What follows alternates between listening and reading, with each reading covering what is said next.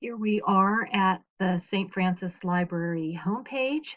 It would be good if you could follow along with me and do this at the same time. That way you'll remember it better and know how to find the places where you can get information on how to format your references in ACS style. So we'll go to this blue accordion menu here and expand the second tab, Research Guides. Scroll down. We could look at it A to Z, or we could go to the information literacy category here, citing. Later, I hope to show you Zotero briefly, but right now, go to the citing guide. And along the left of this page, there are all the acronyms for all the different styles to use when you're citing. We want the ACS style, and that takes us to our page with some very good information on it. The first thing is the cover of the print style guide, which is in the library behind the desk for use in the library, but it's not really necessary to go there because there are other places where you can get that electronically. Right here is the chapter that would be most useful when you are trying to format your reference page. Here is a PDF to this very same chapter that's already displayed below here for you. So the PDF takes you to this chapter 14. I will briefly scroll down through this chapter so you know what's in it. It starts out with the 3 ways to cite the reference in the text, because as you recall from your APA or MLA citation, you have your in-text citation that then refers the reader to the reference page at the end. So for your class, you're going to be using this first way, a superscript number, and I'm going to talk more about that later. But the chapter goes on, it lists all of the journals that are within the American Chemical Society database and their official CASI abbreviation. That is a special abbreviation from the Chemical Abstracts Service Source Index, and we have that tool, a link to that tool right here. So let me just show you that. That link will take you to this page, and say you have a journal that you don't know how to officially abbreviate it.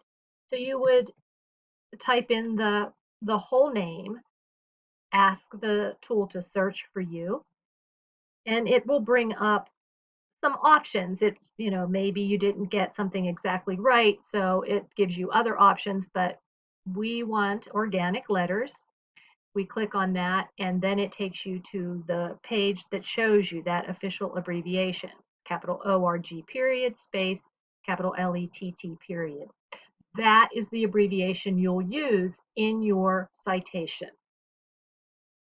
So that's the CASI tool. As you scroll down further in the chapter, it goes through a lot of different other rules. It tells you how to format different sources like journals, books, the whole range of common types of references. In fact, early on, it gives you this table and it tells you how to cite these different print sources, how to cite electronic sources. It talks about CASI, and it goes all the way to the very end with a list of the 1,000 most common journals in chemistry, and it just lists the abbreviations in a list. You'll notice that if a journal is a one-word title like leukemia, or up in the B's I saw one, biometrics or biomaterials, you don't abbreviate it. You just use that one-word title. If it has a longer title, here is how that's abbreviated. So that whole chapter is here, and then this actually is a much better place to look for a template on how to format the different types of references. This is from the most recent edition of the ACS style guide. So it has all of the updated ways to format all of the different source types. So here is a journal article. Here are different types of books and encyclopedias and theses, how to format them. And you would just find the type of source you have and insert your information in the place where it belongs, with the author, the title, and so forth. So this is a really good document for you to use when you are wondering, well, how do I format a website? And you would just go here and see how to do that. I will talk more about how to cite journal articles when we get back to our slide presentation, but you'll notice back here, if you have a journal, you will be using a DOI, a digital object identifier. And that is a stable location in cyberspace for a document. It can be a journal article, it can be a book. You used to be able to put a URL here, but this is the preferred way, using a DOI. Most journal articles have that number somewhere on them, like on the first page of that electronic PDF or the HTML. It'll have this DOI. Look for the number 10, a period, and then a series of alphanumeric letters and numbers, and that's what you want to put, capital DOI with no punctuation, a colon, and then that number starting with the 10. Now, if you did not have the DOI, perhaps it's an older article that you have a print copy of and there's no DOI on that, what you need to do is go to a place called crossref.org. And I put that link right for you to use here on the bottom of the research guide. So if you don't have the digital object identifier, you would go here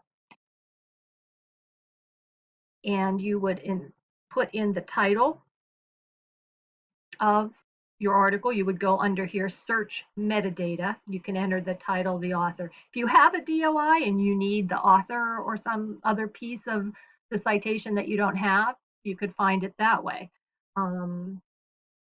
So let me see. This isn't exactly chemistry, but just to show you how it works, I have a title and I need the DOI. I put in the title, and it takes me to some options. Which article am I really looking for here? Because a lot of titles are similar, but you would find the title of the journal article you're looking for, and it would have the DOI. And if you would go there, if you are able to read that article freely, that takes you right to the article. So, if I wanted to read this article, looks like I can. So that is a very useful thing to know, all about the DOIs. So from this place on the library website, the citing guide, you have a lot of useful information. The other place on the library homepage that you could go to find how to use ACS style is under the databases and journals option here on the menu. Expand that and you could go to sciences. We're looking for the American Chemical Society journals database, and this will take you there. Hopefully you're doing this along with me so you remember. And here is the home page for the database. It has all of the publication covers here. So if you wanted to browse them, see what the latest issue is talking about, what types of topics, what's being researched, you could browse. For information on ACS style, you click the publications link, and here is a list of all of those publications in this database. It's not there's not a lot of journals in here, and it is one of the library's most expensive databases. We pay over $30,000 a year to subscribe to this database for you to use. So please, use it. Under books and reference is where you'll find the ACS Guide to Scholarly Communication. And that takes you to this page with a link, again, to that same book. And here you have all the chapters. So if you wanted to read about ethics, about scientific papers, you need some information on word usage, you have all of that here. And then, of course, if you go down to chapter 14 and click on the PDF, there's that same chapter about references. So, that is, where am I here now? Okay, that is another place to look for the information. Let me go back here. I want to show you there is a new guide coming out. That was the book cover here on the right. This we do not yet have access to. It's an extra cost to subscribe to this right now. But I was able to get that ACS Quick Style Guide for you that is on our citing guide, on our research guide from here. So back to the citing guide here, way at the bottom. This guide is actually, from this book. So it is the latest, most updated way to format in ACS style. Okay, back to our PowerPoint. So recall that I mentioned there are 3 ways to cite references in text. You're going to be using superscript numbers. You will be making a statement, like in maybe this next slide, and then you'll need to provide a reference for that, a citation for that, because this isn't your own idea. It's not your own work. So you have to cite your source. And you use a superscript number to show where you got that information. If you mention the author's name where you got the information within the sentence, you can put your little superscript number there. Let me show you very quickly.